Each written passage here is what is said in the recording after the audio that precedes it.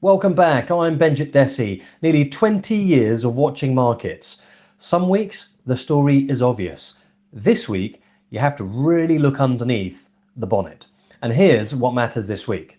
So, Monday morning, Trump posts that he has paused strikes on Iran and is giving Tehran 5 days to negotiate. Brent crude crashes more than 10% in minutes. Equities surge, the dollar also falls. And then Iran's parliament speaker steps up and says the talks never actually happened. And Brent settles at just shy of $101 per barrel. So that's still more than 40% above where it was before the conflict began. And that is the frame for this week. Not whether the de-escalation is real, the market doesn't actually know that yet. And frankly, nor do I. But what the data landing this week tells us about where inflation, rates, and hedging decisions go from here. And the number that matters most arrives on Wednesday, and that's UK CPI. Theme 1, the oil signal. What $100 means when it's down from $120. The narrative on Monday was oil crashes.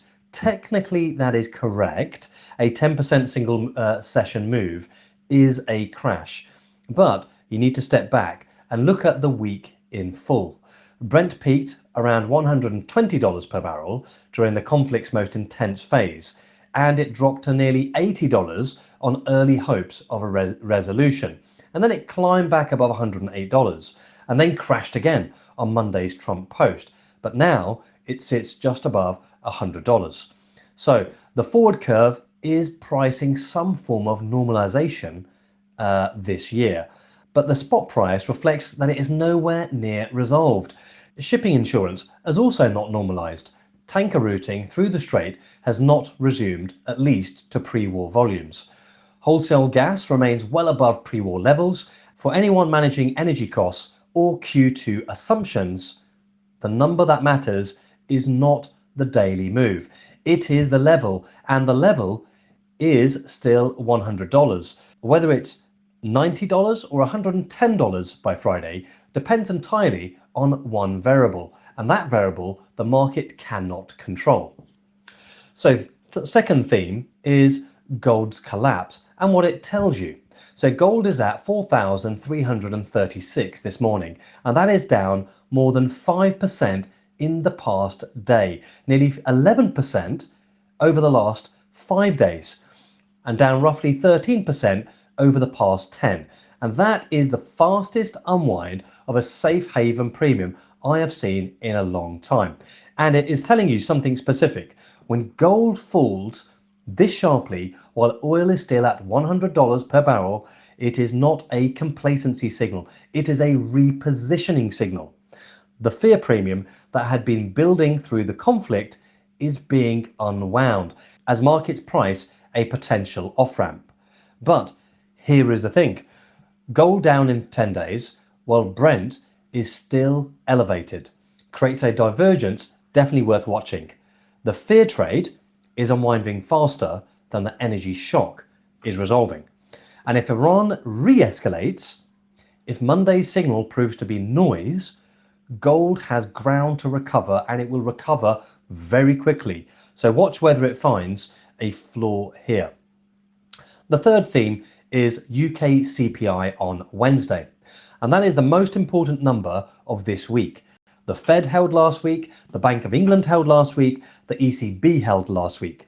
3 Tier 1 decisions in 48 hours, all on hold, all citing the oil shock as the complicating factor. And now Wednesday, UK CPI, the first major inflation print since those holds were confirmed. Sterling 10-year swaps at 4.64%. The market is not pricing UK rate cuts anytime soon. A hot CPI print on Wednesday confirms the Bank of England's caution. A softer print, however, raises the question of whether the hold was the right thing or whether they should have cut into the data. The energy channel into UK CPI is direct and very well established. So if Monday's de-escalation is real and it holds, the energy contribution to the next UK CPI prints starts to fade. And if Brent re-escalates, the pass-through stays live. Wednesday's print is the first test of that divergence. So for anyone with sterling rate exposure or hedging decisions pending, that is the print. That sets the tone for the next month. Dollar swaps, 2-year is just above 4%, 10-year is at 4.23%, so the curve is now positive. The market has already priced out most of the rate cuts it was expecting this year. The question this week, does Monday's Iran signal start to bring any of those cuts back into the conversation, or does inflation data re-close that window quickly? Sterling swaps, 2-year at 4.49% and 10-year at 4.6%, so it is elevated.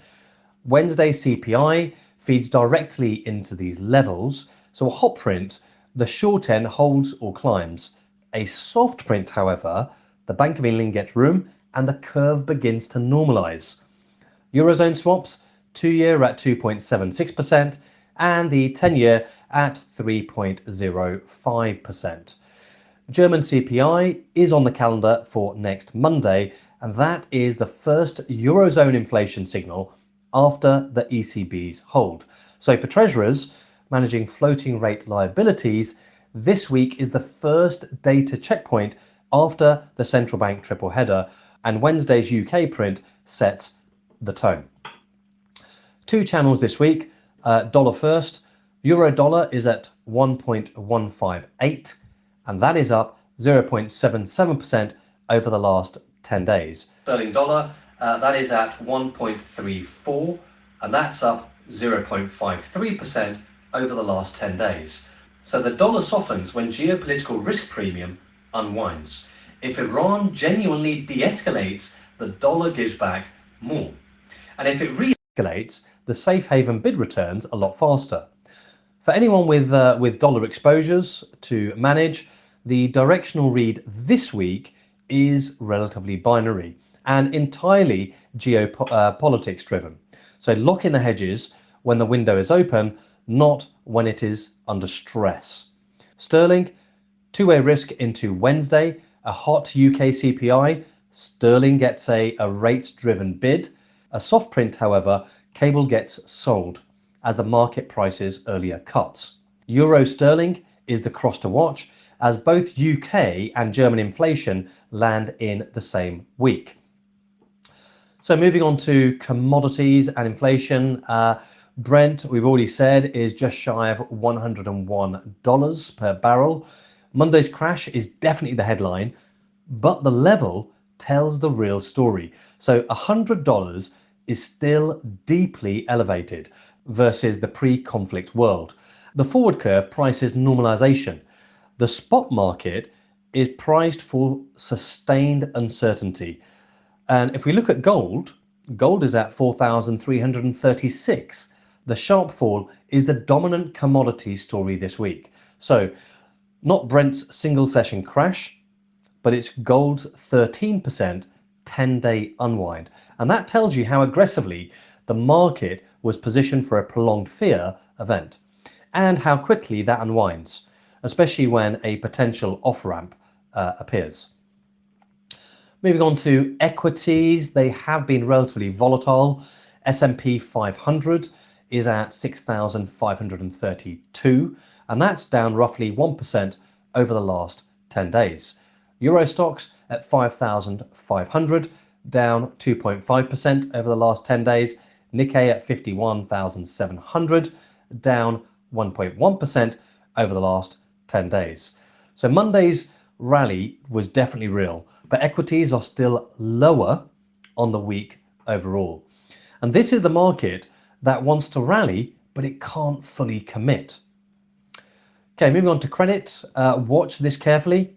US investment grade option adjusted spreads are at 88 basis points. US high yield at 324 basis points. Euro high yield at 308 basis points. Investment grade has definitely tightened, although slightly. High yield is still widening when the market discriminates on credit quality rather than buying everything up. That is selective caution, not full risk on. In the crypto world, Bitcoin is at just above 70,100. ETH is at above 2,100, both up on Monday's relief bid, although they're both tracking the broader signal and they're not doing anything particular on their own. Looking at the calendar, no Tier 1 central bank decisions this week. The next major central bank events are in April. This week is data week. Today, US flash PMIs and UK flash PMIs, first activity data since the conflict escalated. UK and Eurozone manufacturing, Wednesday, UK CPI, core and headline. That is definitely going to be the standout event of this week. Moving on to Thursday, US initial jobless claims, the week's labour pulse. Watch also for early signs of a slowdown that starts to filter through. On Friday, US Michigan consumer sentiment and inflation expectations. Long-term expectations is the number that matters here.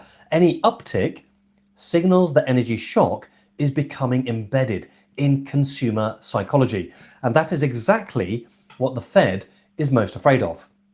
Next Monday, you have German CPI, the Eurozone inflation signal ahead of the ECB's next window. And running underneath all of it, the Strait of Hormuz. Any escalation or de-escalation headline can reprice oil faster than any scheduled release. That is still the dominant variable. Everything else is secondary. Look, that is your week ahead. Bookmark it, come back Friday, see how it aged. I send a daily version of this every morning on Telegram. The free link is below. Subscribe if you want the next one and drop the one level that you're watching down below.